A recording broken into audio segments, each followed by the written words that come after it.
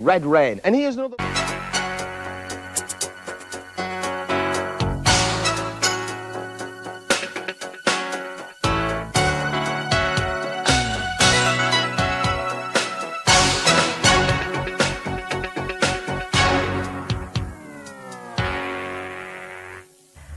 I'm with Peter Gabriel today, one of the most enigmatic and fascinating writers and performers in the world today. Thank you, Annie. Well, it's true. Peter, I want to ask you a rather strange question to start with, and that is, how do you get on with your bank manager? Fairly well. I mean, there's a couple of them. We've got two. Yes. No, the reason to ask you that is that obviously you have been very, very successful and probably, you know, earned a few bob, but on the other hand, you have spent it too on a lot of wild projects. Yes, it tends to disappear as fast as it comes, but I think it's investment in the future, Annie. See? Yeah. Well, for example, I mean, WOMAD was, when it first started, was a real financial disaster for you, wasn't it? I lost a bit, but I don't want to exaggerate that. We actually got the first bit of funding from a record deal that we got with Warner Brothers for the Music and Rhythm record. And the first festival was just an incredible event. We had far too few people, but those that did come had, I think, an incredible experience. You know, the first day was Kids' Day, and they'd all been busy making masks and musical instruments, and then there was a big procession going out to the Burundi drummers. And then it was just a fantastic mixture and a real sense of excitement that something new was happening there. And then as, you know, I was walking around and being really excited and charmed and really getting enormous pleasure from seeing all this stuff happening, the financial realities were beginning to dawn. So there was sort of a bit of doom and gloom at the end of it. And we were left with a sort of £250,000 owing, which was sort of way more than I had access to at the time. So we then sort of looked at ways to try and sort that out, and Tony Smith and Genesis very kindly offered to do a benefit gig. So it was really as a result of that generosity that sort of helped that situation and enable WOMAD to continue. I mean, are you a bit of a workaholic, do you think? Yeah, definitely run the risk of being a workaholic, but I'm learning better now how to divide work and private time. What do you do? What do you do when you're not working then? Well, time with my kids is very precious, and I think we just have a little boat on the river now, which runs through the studio. So I go paddling upstream in the boat, which I like doing. I go running, play tennis, a little bit of bicycle. To talk about, you know, some of the videos and that. I mean, let's talk about Sledgehammer, because it was stunning, and it seemed to be for the first time that sex reared its ugly head, Peter, in terms of your songs. I mean, sex? No, it was very blatantly. No. I resemble that. But it struck me that way, I have to admit, and I thought, am I wrong? Am I reading into this? But I don't think I was I? No, not especially, no. It was sort of to do with fertility, and it'd start off in the sort of cosmos of spermatozoa and then end up in the heavens. With Sledgehammer, there were a lot of very talented people involved with it, and it was quite a long time in the making, but a lot of fun. And there's the part in it where of the animation, where the vegetables, it's hard to put it into words, but obviously when we see it, we all know which bit we're talking about. Faces. Yes. Yeah. Which I have seen many times copied. Well, there's a lot of things which have been ripped off mercilessly, and you know, sometimes you get these ad agencies quite shame, you know, without any shame at all. They'd ring up and say, "Send us over another one of those Sledgehammers, darling," and they just ask. They expect you to send over these videos at no, not even offering for the price of the copy of the video, and then they just rip off the ideas. And there's nothing much you can do about it, I suppose, is there? No, I did start investigating, but I got bored and found other things to do. You could have a steam train if you just lay down your tracks. You could have an aeroplane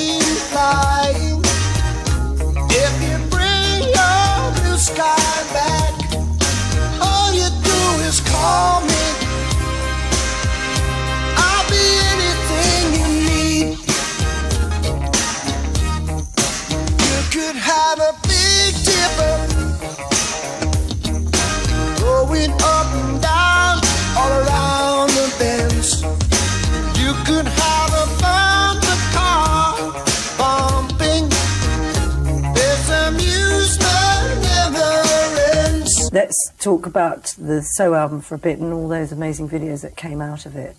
The previous albums had all been called Peter Gabriel. Yeah. Why was this not just Peter Gabriel 5?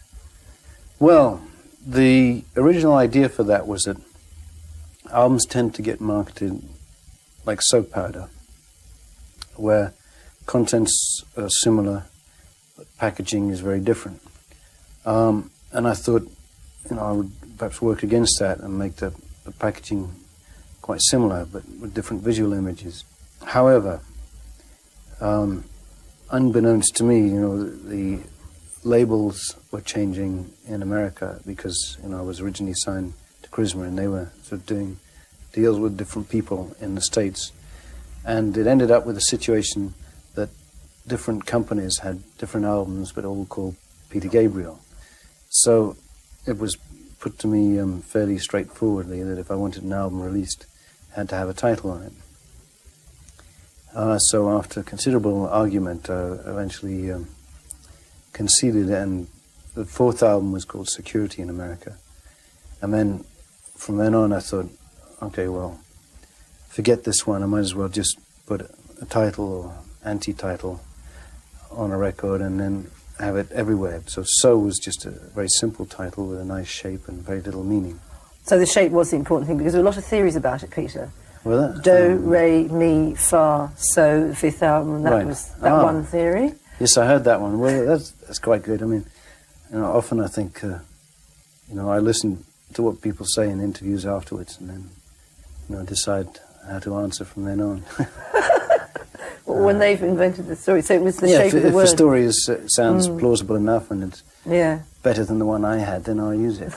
Though I saw it all around, never thought that I could be a faintant. Thought that we'd be last to go. It is so strange the way things turn. Drove the night toward my home, the place that I was born, on the lakeside. As daylight broke, I saw the earth, the trees had burned down to the ground. Don't give up, you still have us. Don't give up, we don't need much of anything. Don't give up, 'cause somewhere there's a place where we belong.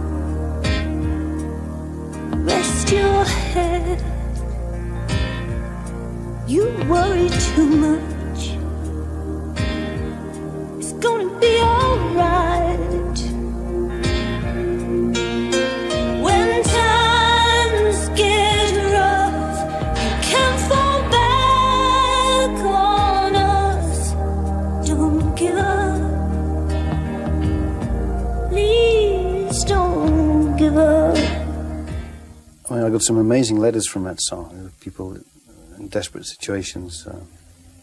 In fact, one very well-known American comic pulled me aside at one point and said, I was getting suicidal last year, and that song pulled me through. And and we had a lot of letters. And it seemed to just touch a nerve for people. And I mean, in a sense, it was partly written, like a country music song in a way. I mean, that was part of the influence.